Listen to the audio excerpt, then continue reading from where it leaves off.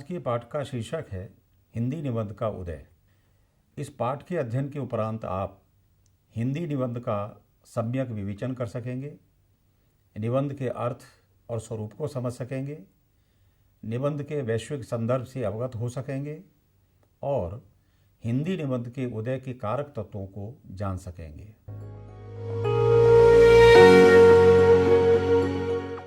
हिंदी गद्य साहित्य का एक आधुनिक रूप निबंध है। प्राचीन संस्कृत निबंध अथवा प्रबंध की परंपरा से आधुनिक हिंदी निबंध का संबंध जोड़ना उचित नहीं है। यह कहना अधिक समुचित प्रतीत होता है कि हिंदी निबंध का आधुनिक रूप अंग्रेजी के निबंध साहित्य के प्रभाव से विकसित हुआ है। सन 1850 ईस्वी तक हिंदी गद्य का रूप कुछ हद तक निश्चित हो चुका था, जिससे कि किसी विषय पर विचार अभिव्यक्त किया जा सके। गद्य लेखन के प्रारंभिक काल में निबंध लेखन नहीं होता है। निबंध की रचना के लिए गद्य का विकसित रूप आवश्यक है। इस संदर्भ में फोर्ट विलियम कॉलेज तथा उसके लेखकों लल्लू लाल, सदल मिश्र, मुंशी इंशाअल्लाह खां, मुंशी सदासुख लाल नियाज तथा उस समय की अन्य गद्य लेखकों की देन अविस्मरणीय है। डॉक्टर लक्ष्मी सागर वार्ष्णेय के विचार से गद्य इतिहास के प्रारंभिक काल में प्राय निबंध रचना नहीं हुआ करती। जब गद्य की शक्ति का पूर्ण विकास हो जाता है तभी निबंधों की रचना भी संभव होती है। निबंध गद्य की प्रौढ़ता का प्रतीक है। इसी तरह हिंदी गद्य की किशोरावस्था के पहले हिंदी निबंध लेखन की परंपरा शुरू नहीं हो पाई थी। भारतेंदु हरिश्चंद्र के पहले उसके दर्शन नहीं होते हैं। हिंदी निबंध का जन्म भारतेंदु काल में होता है। यहाँ तक आते आते हिंदी गद्य का विकसित रूप परिलक्षित होने लगता है। आचार्य रामचंद्र शुक्ल ने स्पष्ट लिखा है कि भाषा की पूर्ण शक्ति का विकास निबंधों में ही सबसे अधिक संभव होता है। भारतेंदु के समय से ही निबंधों की परंपरा हमारी भाषाओं में चल पड़ी थी, जो उनके सहयोगी लेखकों में कुछ दिनों तक जारी रही। कहना होगा कि खड़ी बोली हिंदी की पूर्ण शक्ति की विकास प्रक्रिया भारतेंदु काल में ही शुरू हो पाई थी। पंडित प्रताप नारायण मिश्र, बाल मुकुंद गुप्त, पंडित बालकृष्ण भट्ट जैसे प्रसिद्ध निबंधकारों की सक्रियता और दूरदर्शिता के चलते हिंदी निबंध का न केवल उदय हुआ, बल्कि भारतेंदु हरिश्चंद्र के नेतृत्व में रीतिकालीन जड़ता का विनाश भी हुआ और नई चेतना का विकास हुआ।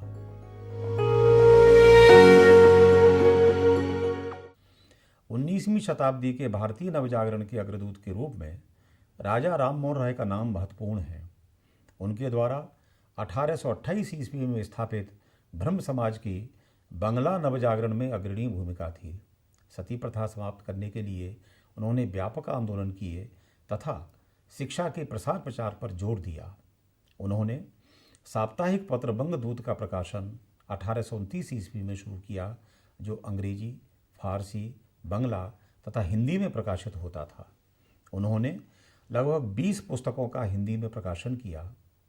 हिंदी नवजागरण के संदर्भ में भी राजा राम मोहन राय की देन अविस्मरणीय है। नवजागरण के अनन्य पुरोधा Ishwarchand Vidyasagar Fort William College में हेड पंडित थे। हिंदी प्रदेश में नवजागरण के अग्रदूत भारतेंदु हरिश्चंद्र और विद्यासागर के बीच निरंतर वैचारिक आदान प्रदान होता रहता था। भारतेंदु का न केवल विद्यासागर से बल्कि उनके समकालीन अनेक बंगला लेखकों और चिंतकों से भी सांस्कृतिक, सामाजिक सुधारों पर विचार विमर्श हुआ करता था। केशव चंद्र सेन के विचारों का उन्होंने सर्वाधिक समर्थन किया है। शारदा चरण मित्र, रुद्रदत्त शर्मा आदि से भी भारतेंदु का प्रत्यक्ष संबंध रहा। हिंदी निबंध इसी नवजागरण की स्वाधीन चेतना की उपज है। इस स्वाधीन चेतना के मूल में अपनी भाषा की उन्नति और विकास की चिंता है। भारतेंदु ने देखा कि बंगला और मराठी को जो पहचान प्राप्त हो चुकी थी, वह हिंदी को मिलनी शेष है। तभी उन्होंने उद्घोषणा की, निज भाषा उन्नति है, सब उन्नति को मूल। हिंदी प्रदेशों में निज भाषा हिंदी है तो अन्य प्रदेशों में उनकी बंगला में, मराठी में, तमिल में तथा अन्य किसी भाषा में जो आधुनिक सांस्कृतिक चिंतन प्रक्रिया शुरू हुई, वह निज भाषा के माध्यम से और निज भाषा के प्रति जागरूकता से शुरू हुई। अतः हिंदी नवजागरण के प्रसार में भारतेंदु हरिश्चंद्र का योगदान सर्वाधिक था। भारतेंदु के समकालीन बंकिम चंद्र चट्टोपाध्याय ने अंग्रेजी को अनंत प्रसूता जरूर कहा था, पर उन्होंने यह भी स्वीकार किया है कि निज भाषा बंगला अतुलनीय है। बंगला के इतिहास के संबंध में कुछ बातें शीर्षक से निबंध में वे लिखते हैं, यूरोप कितना पहले सभ्य हुआ? सिर्फ 400 साल पहले 15वीं सदी तक यूरोप हमसे भी अधिक असभ्य था। एक घटना की बदौलत यूरोप सभ्य हो गया। अकस्मात यूरोप ने विनष्ट, विस्मृत, अपरिज्ञात ग्रीक साहित्य का पुनराविष्कार किया। उसे पाकर जैसे क्षीण धारा स्रोतस्विनी तटपलाविनी हो गई हो, जैसे मुमूर्ष रोगी को दैव औषधि से यौवन की ऊर्जा प्राप्त हो गई हो, उसी तरह यूरोप का एक दिन अकस्मात उदय हुआ। आज पेट्रार्क, लूथर, गैलीलियो, बैरून के रूप में यूरोप का भाग्योदय अकस्मात हुआ। हमारा भी एक बार वही दिन आया था। अकस्मात नवद्वीप में चैतन्य चंद्रोदय, उसके बाद रूप, सनातन आदि असंख्य कवि, धर्म तत्वविद, पंडित। इधर दर्शन में रघुनाथ शिरोमणि, गदाधर, जगदीश स्मृति में रघुनंदन एवं उनके अनुयायी, फिर बंगला काव्य का जलोच्छ्वास, चैतन्य के पूर्वगामी विद्यापति, चंडीदास। किंतु चैतन्य परवर्ती जो बंगला कृष्ण संबंधी कविता लिखी गई वह अपरिमेय, तेजस्विनी और अतुलनीय है। यह सब कहाँ से आया? सहसा इस जाति की मानसिक उद्दीप्ति कैसे हुई? इस प्रेम में कोई संकीर्णता नहीं है। उनका भाषा और जाति प्रेम राष्ट्रीयता का बाधक तत्व बनकर नहीं, साधक तत्व के रूप में उभरता है। बंकिम का मानना है कि यूरोप में 15वीं शताब्दी में रेनेसां आया था तो भारत में भी नवजागरण की लहर उठी थी। 15वीं शताब्दी के आसपास रामविलास शर्मा इसे लोक जागरण कहते हैं। वे बंगला नवजागरण से हिंदी नवजागरण को अलग करते हैं, लेकिन जैसा कि पहले उल्लेख किया जा चुका है, भारतेंदु की बंगला नवजागरण के अग्रदूतों और पुरोधाओं से संपर्क ही नहीं, मैत्री भी थी। हिंदी क्षेत्र के लिए उपयोगी तमाम बंगला की विविध विधाओं से संबंधित कृतियों का अनुवाद भारतेंदु ने या तो स्वयं किया अथवा दूसरों से करवाया। अतः भारतीय नवजागरण के संदर्भ में उपयुक्त बिंदु पर भी ध्यान देने की आवश्यकता है। बहरहाल यहाँ भारतेंदु हरिश्चंद्र के समय में हुए नवजागरण ने निबंध जैसी विधाओं के उदय हेतु किस रूप में सहायता की, उसकी चर्चा अपेक्षित है। हिंदी नवजागरण और हिंदी निबंध का अटूट संबंध है। इन दोनों के संबंध सूत्र भारतेंदु हरिश्चंद्र हैं। भाषाई अस्मिता के साथ साथ ज्ञान, विज्ञान, संस्कृति, इतिहास, पुरातत्व आदि विषयों पर केंद्रित रचना के लिए निबंध ही सर्वाधिक उपयुक्त विधा साबित हुई। ज्ञानोदय की सफल अभिव्यंजना हेतु निबंध सबसे अधिक प्रभावी विधा हुई।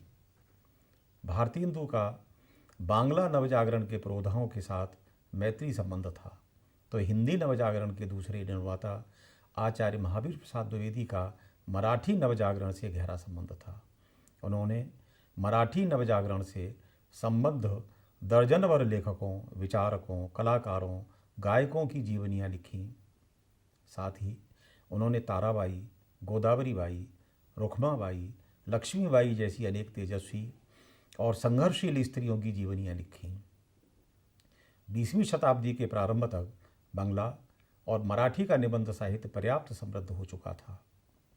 इधर हिंदी में भारतेंदु तथा भारतेंदु मंडल के निबंधकारों ने हिंदी निबंध को एक ऊंचाई देने का प्रयास किया। फलस्वरूप द्विवेदी युग तक हिंदी निबंध को एक परिनिष्ठित रूप प्राप्त करना स्वाभाविक था। लेकिन सबसे पहले हिंदी नवजागरण के दूसरे चरण यानी भारतेंदु युगीन निबंध के सरोकारों पर विचार करना अत्यंत आवश्यक प्रतीत होता है। इससे यह भी स्पष्ट हो जाएगा कि भारतेंदु मंडल के निबंधकार नए युग की चेतना से कहाँ तक प्रभावित थे, अथवा उनके निबंधों में युगीन चिंता किस रूप में अभिव्यक्त हुई है। भारतेंदु युग के प्रमुख निबंधकारों में भारतेंदु हरिश्चंद्र, प्रताप नारायण मिश्र, बद्री नारायण चौधरी प्रेमघन, बाल मुकुंद गुप्त, लाला श्रीनिवास दास, राधाचरण गोस्वामी, काशीनाथ खत्री आदि उल्लेखनीय हैं। इन निबंधकारों ने जन चेतना प्रसारित करने, औपनिवेशिक सत्ता के विरोध का साहस बढ़ाने, जातीय संस्कृति का भाव जगाने, जीवन को गतिशील बनाने वाले मूल्यों में आस्था प्रकट करने का आग्रह किया है। राष्ट्रीय चेतना और सांस्कृतिक मूल्यों को प्रतिष्ठित करने के उद्देश्य से भी निबंध लिखे गए। विज्ञान, समाजशास्त्र, साहित्य, संस्कृति, समाज सुधार, इतिहास, पुरातत्व आदि विविध विषयों पर निबंध लिखकर लेखकों ने अपने सृजन के आयतन को भी बहुत अधिक व्यापकता प्रदान की है। राष्ट्र का विकास इस युग में निबंध का चरम और परम लक्ष्य था। स्वाधीनता, चेतना इस दौर के निबंध साहित्य की सबसे बड़ी विशेषता थी। इनमें तत्कालीन समाज में प्रचलित बाल विवाह का विरोध है तो बेरोजगारी पर गहरी चिंता व्यक्त हुई है। स्त्री शिक्षा का आग्रह भी है और विधवा विवाह पर भी बल दिया गया है।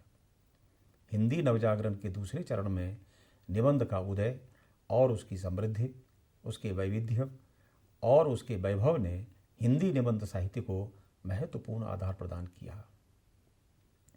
इस युग के सभी निबंधकारों की चर्चा यहाँ संभव नहीं है। भारतेंदु ने अनेक विषयों पर निबंध लिखे हैं। कश्मीर कुसुम, बादशाह दर्पण, वैद्यनाथ धाम, नाटक, वैष्णवता और भारतवर्ष आदि उनके निबंध विविध भावबोधों से संबद्ध हैं। लेवी प्राण लेवी, स्वर्ग में विचार सभा का अधिवेशन आदि में भारतेंदु ने हास्य व्यंग्य शैली में उत्कृष्ट निबंध लिखे हैं। बलिया के ददरी मेले में 1884 में दिया गया उनका भाषण भारतवर्ष की उन्नति कैसे हो न केवल भारतेंदु का बल्कि पूरे हिंदी निबंध साहित्य की एक अनमोल रचना मानी जा सकती है।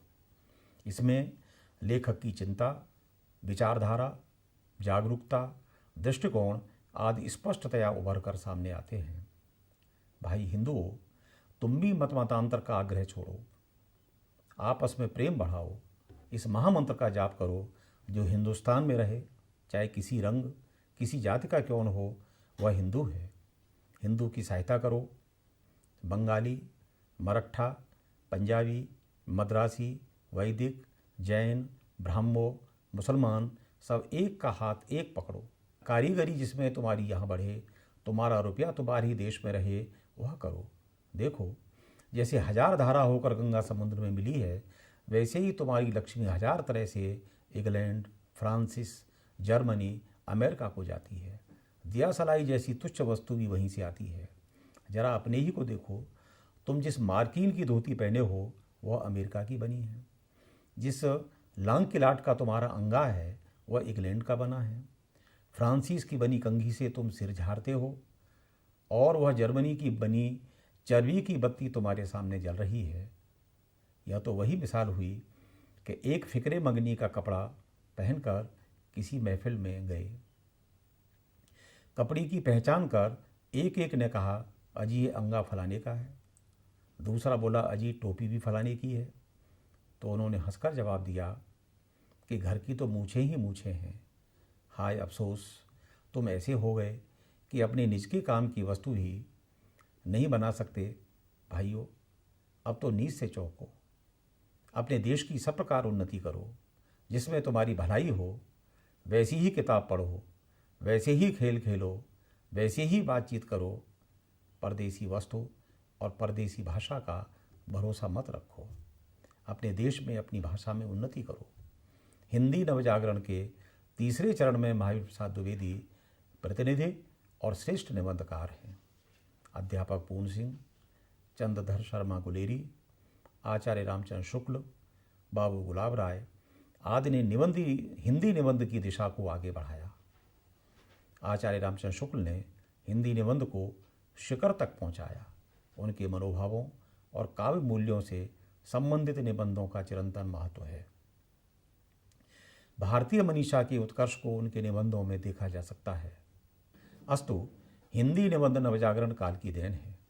यूरोप में पुनर्जागरण के दौरान इसका उदय हुआ था, तो भारत में बंगला और मराठी के बाद हिंदी नवजागरण के दौरान भारतेंदु हरिश्चंद्र की अपार दूरदर्शिता के कारण हिंदी निबंध का उद्भव और आशातीत विकास हुआ।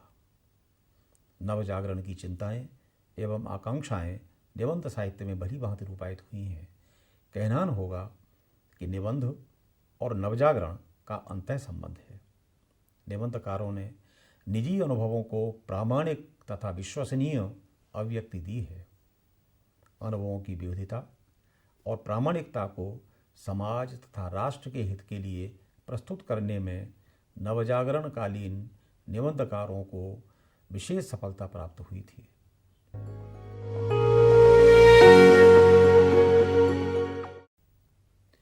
छापाखाने के स्थापित होने से नवजागरण का क्षेत्र विस्तृत हुआ।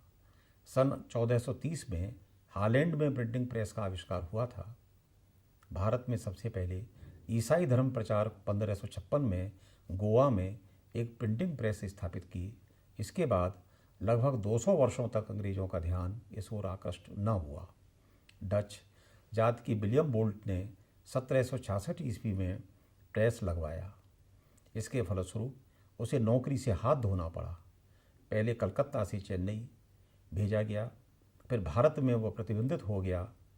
1774 में कंपनी सरकार ने प्रेस की स्थापना स्वयं की और कलकत्ता गजट छापा। इसके बाद 5 साल बाद प्रथम भारतीय बाबूराम ने कलकत्ता में अपना प्रेस खड़ा किया। सन 1793 में कलकत्ता की क्रॉनिकल प्रेस में गिलक्राइस्ट की पुस्तक हिंदुस्तानी ग्रामर का मुद्रण हुआ। फोर्ट विलियम कॉलेज और बैप्टिस्ट मिशन श्रीरामपुर ने भी अपने अपने प्रेस खोले।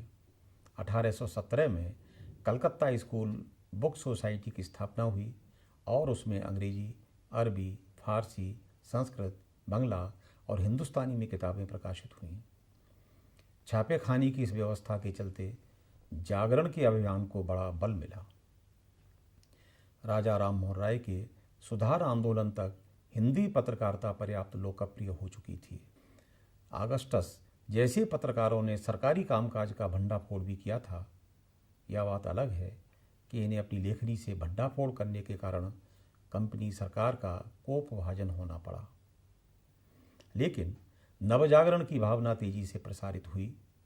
लॉर्ड वेलेजली ने प्रेस पर प्रतिबंध लगाया, लेकिन श्रीरामपुर मिशन ने 1818 में दिग्दर्शन और समाचार दर्पण का प्रकाशन किया।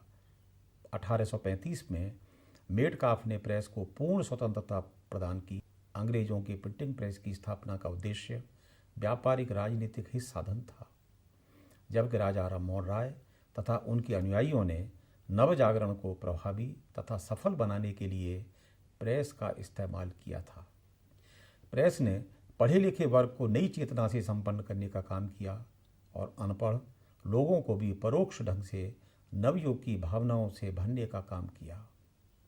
पढ़े लिखे लोगों के संपर्क व सानिध्य में आने के बाद कम पढ़े लिखे या अनपढ़ लोगों को भी समाचार पत्र या पत्रिकाओं के प्रकाशन से प्राप्त ज्ञान का लाभ मिलता रहा।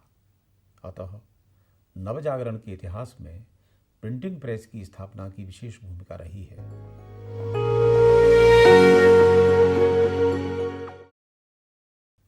नवजागरण में पत्र पत्रिकाओं के प्रकाशन ने क्रांतिकारी भूमिका निभाई है। पत्र पत्रिकाओं ने निबंध के प्रचार और प्रसार में विशिष्ट भूमिका निभाई। प्रेस और प्रकाशन की प्रक्रिया के फलस्वरूप भारतीय साहित्य तथा हिंदी साहित्य की भी पूरी संस्कृति बदल गई। पत्र पत्रिकाओं के प्रकाशन के चलते अनेक विधि निषेध समाप्त हो गए, साहित्य का स्वरूप बदलने लगा। इसी क्रम में गद्य की अन्य विधाओं के साथ साथ निबंध भी एक महत्वपूर्ण साहित्यिक विधा के रूप में उभरा और प्रतिष्ठित हुआ। भारतीय हिंदू के पहले पत्र पत्रिकाओं का काफ़ी विकास हो चुका था। इनका संबंध प्रत्यक्ष रूप से जन जागरण से था। कलकत्ता जन जागरण या नवजागरण का केंद्र था, अतः हिंदी पत्रिका का आरंभ यहीं से हुआ। भारतीय हिंदू के उदय के पूर्व की महत्वपूर्ण पत्र पत्रिकाएँ थीं उदंत मार्तंड 1826 साप्ताहिक कलकत्ता, बंगदूत साप्ताहिक कलकत्ता, प्रजामित्र साप्ताहिक कलकत्ता, बनारस अखबार साप्ताहिक बनारस, मार्तंड साप्ताहिक कलकत्ता, समाचार सुधावर्षण, दैनिक कलकत्ता आदि। इनका उद्देश्य जनता में जागरण और सुधार की भावना उत्पन्न करना था। भारतेंदु हरिश्चंद्र अप्रतिम पत्रकार थे। उन्होंने न केवल 3 पत्रिकाएं स्वयं निकाली, बल्कि औरों को भी पत्र का प्रकाशन हेतु प्रेरित किया तथा आर्थिक सहयोग भी दिया। निबंधों का संबंध पत्र पत्रिकाओं से सीधा जुड़ा हुआ है। इस दौरान हिंदी भाषा का रूप काफ़ी स्थिर और परिमार्जित हो चुका था। जागरण और सुधार का प्रसार भी तेज हुआ। पत्र पत्रिकाओं में गंभीर एवं चिंतन परक निबंध भी प्रकाशित हुए।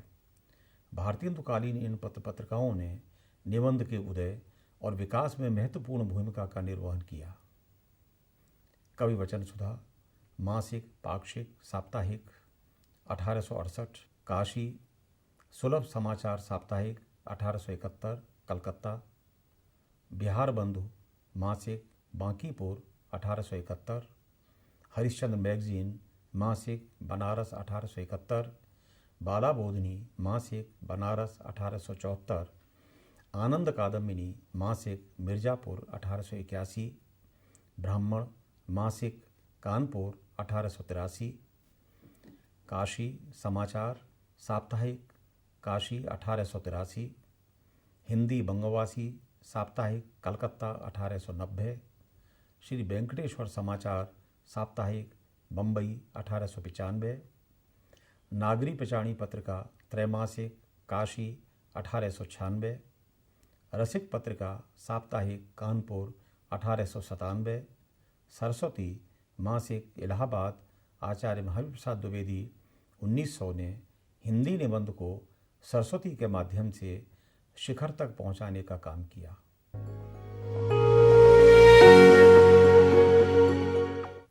आपने अब तक जाना कि हिंदी निबंध के उदय में गद्य का विकसित रूप, प्रेस की स्थापना, नवजागरण और पत्र पत्रिकाओं के प्रकाशन का महत्वपूर्ण योगदान रहा है। अब हम निबंध के उदय में अनुवाद द्वारा निभाई गई भूमिका की चर्चा करेंगे। हिंदी के आरंभिक कई निबंध ऐसे हैं जो किसी न किसी मूल अंग्रेजी निबंध के छायानुवाद हैं। मदन मोहन भट्ट द्वारा इस्माइल्स के निबंधों का अनुवाद परम पुरुषार्थ के नाम से 1885 के आसपास प्रकाशित किया था। इसी तरह काशीनाथ खत्री ने 1887 में जॉन स्टुअर्ट ब्लेकी के सेल्फ कल्चर का नित्योपदेश शीर्षक से अनुवाद किया। हिंदी के प्रसिद्ध लेखक श्याम सुंदर दास ने एड्स और कंटेनमेंट का छायानुवाद संतोष शीर्षक से प्रस्तुत किया। इतना ही नहीं, प्रारंभिक दिनों में जो निबंध संग्रह प्रकाशित होते थे उनमें भी अंग्रेजी निबंधों के अनुवाद पाए जाते हैं। मसलन वीरेश्वर चक्रवर्ती द्वारा संपादित साहित्य संग्रह 1886 का उल्लेख किया जा सकता है। अम्बिका दत्त व्यास ने साहित्य नवनीत 1899 में अंग्रेजी निबंधों का हिंदी अनुवाद प्रस्तुत किया था। इनके अतिरिक्त विष्णु कृष्ण शास्त्री चिपलूनकर के मराठी निबंधों का अनुवाद गंगा प्रसाद अग्निहोत्री ने निबंध मालादर्श 1899 में प्रस्तुत किया। यह ग्रंथ हिंदी निबंध के लिए दिशा निर्देशक माना जाता है। महावीर प्रसाद द्विवेदी ने भी सरस्वती में कुछ मराठी निबंधों के अनुवाद प्रकाशित कर हिंदी निबंध को गति प्रदान की थी। द्विवेदी जी ने 1900 में फ्रांसिस बेकन के निबंधों का संकलन बेकन विचार रत्नावली शीर्षक से प्रस्तुत किया। अंग्रेजी और मराठी के निबंधों का अनुवाद प्रस्तुत करना अनुवादकों की दूरदर्शिता का परिणाम है। इसे महज संयोग समझना उचित न होगा। इन निबंधों में निहित गांधीर्य और बौद्धिकता को प्रस्तुत करते हुए अनुवादकों का यह भी दृष्टिकोण रहा होगा कि कोरी भावुकता से निबंध लेखन सार्थक नहीं होता। ये दोनों अनुवादित ग्रंथ हिंदी निबंध के मील के पत्थर साबित हुए। यहाँ अनुवादक के चिंतन का प्रतिफलन भी है। नवजागरण के भावुकतावाद की कमियों को भी दूर करने के उद्देश्य से ऐसे निबंध ग्रंथों का महत्व परिलक्षित होता है। बताए गए 5 कारणों के अतिरिक्त निबंध विधा के उदय के अन्य कारण भी हो सकते हैं, जैसे निबंधकारों और पत्रकारों की निष्ठा और लगन अविस्मरणीय है। डॉक्टर रामविलास शर्मा के शब्दों में भारतीय युग का सबसे विकसित साहित्यिक रूप निबंध था। निबंध रचना का यह कौशल उन कलाकारों का अपना था और पत्रकारिता की भूमि पर वह फला फूला था। 2-2, 4-4 आने की पत्रिकाएं निकालकर वे अपना साहित्य जनता तक पहुंचाते थे और आए दिन की समस्याओं पर पत्रकारों की तरह लेख आदि भी लिखते थे।